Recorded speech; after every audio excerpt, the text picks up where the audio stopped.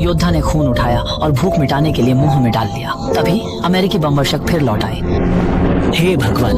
पहाड़ी नीचे योद्धा जानते थे कि अमेरिकी सेना उन्हें खत्म करना चाहती थी, पर उनके पास उपाय नहीं था। वे देख पाए केवल ज्वलनशील बम गिरते हुए। तुरंत गर्मी का तूफान आया, पर योद्धाओं तक पहुंचने से पहले युकोंगरोंग ने ध्यान भटकाने की कोशिश में फायरिंग शुरू की।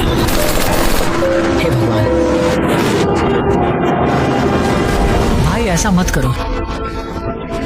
युकोंगरोंग तुरंत मुड़े और दूसरी दिशा में भागने लगे। अमेरिकी सेना को लगा कि वहाँ कोई और जगह है और उन्होंने बची हुई ज्वलनशील बम युकोंगरोंग की ओर फेंक दिए। युकोंगरोंग ने अपने साथी योद्धाओं को खतरे से दूर रखने के लिए बलिदान दिया। उस समय सभी साथी घने दुख में थे, लेकिन किसी को भी उम्मीद नहीं थी कि अमेरिकी सेना ज्वलनशील बम गिराने के बाद लौट आएगी और संभावित छिपने के क्षेत्रों पर कालीन बमबारी करेगी। कमांडर ने चुपचाप सभी को जगह पर छिपने का आदेश दिया, परंतु इसका नतीजा लगभग शून्य था। इन बमवर्षकों के हथियार देखने में बारूद जैसे थे। अगर वे शरीर को मारते तो दर्द तक महसूस न होता और तुरंत खून में बदल जाते। अमेरिकी हमले के बाद केवल 10 योद्धा बचे और वह पुल जिसने उन्होंने खतरों के बीच रात में ध्वस्त किया था, फिर से बनाया गया। यह सबसे निराशाजनक परिणाम था। उन्होंने गोले गिनने शुरू किए और टूटे टैंकों से कुछ गोला इकट्ठा किया, साथ ही एक जर्जर ट्रैक वाहन जो किसी तरह चल सकता था। इन सब का उपयोग कर तीसरी बार पुल को उड़ाना लगभग नामुमकिन था, लेकिन जब तक पुल वहाँ था, 7वीं कंपनी का हमला जारी रहेगा। रात में वू वानली ने गाइडर में शेंग के आदेशों के अनुसार वाटरगेट पुल के आसपास समय समय पर सीटी बजाई ताकि अमेरिकी सेना की रक्षा पर ध्यान भंग किया जा सके। आखिरी सीटी के बाद 4 योद्धाओं ने पुल के सामने से हमला किया।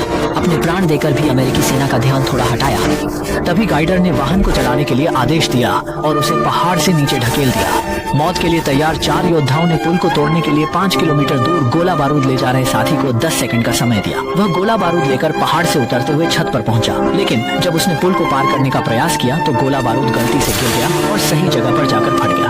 अमेरिकी सेना देख रही थी कि क्या ये सैनिक आत्मसमर्पण करेंगे, लेकिन दूर खड़े योद्धा ने बगैर संकोच किए गोली चला दी।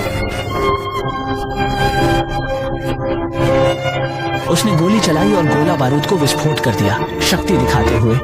एक पल में अमेरिकी सेना की बंदूकें उसकी तरफ मुड़ी। वह योद्धा जिसने कई गोलियां खाई थीं, पूरी ताकत से पुल को उड़ाने में सफल हुआ।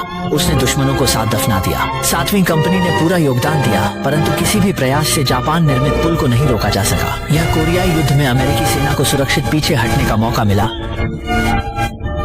इस युद्ध के अंत में 7वीं कंपनी से बस वू वानली ही जीवित बच सके। हाओयी ने 221 लोगों की गिनती की, पर 107 बचे। रिपोर्ट में लाइक्विन ने 157 योद्धाओं के योगदान को दर्ज किया, लेकिन वास्तविकता में केवल एक ही रह गया।